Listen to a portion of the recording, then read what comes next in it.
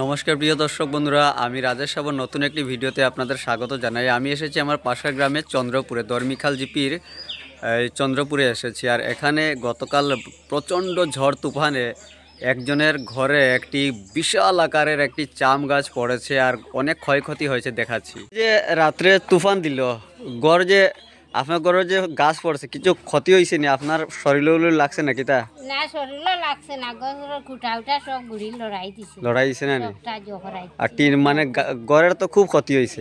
ঘরে খুব ক্ষতি হয়েছে, ঘর ফাঁক হইয়া ঘর জল পড়িয়া বাসি গেছে। ও, ঘরে মানে খুব জল পড়ছে। ওই দেখুন, এই যে দেখুন কিভাবে এই এত অনেক বড় একটি জাম কাঁঠাল, এই যে জাম কাঁঠাল গাছ পুরো ভেঙে পড়েছে ঘরের উপর। দেখুন বিশাল আকারের এই গাছ।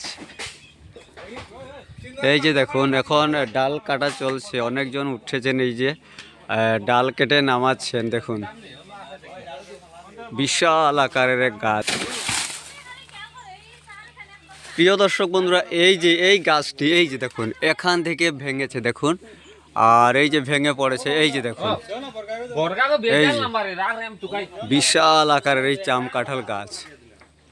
এই খবর পেয়ে আমাদের ধলাই সমষ্টির বিজেপির বিধায়ক প্রার্থী অমিয়কান্তি দাস মহাশয় ওনাদের খোঁজ খবর নেন এবং সাহায্যের হাত বাড়িয়ে দেন। আজকে খবর পাইছি, খবর পাওয়ার পরে চন্দ্রপুরে আমরা খবর পাইছি একটা গাছ পড়িয়া গাছে মানে ঘর একটু নষ্ট টিনু ভাঙিছে।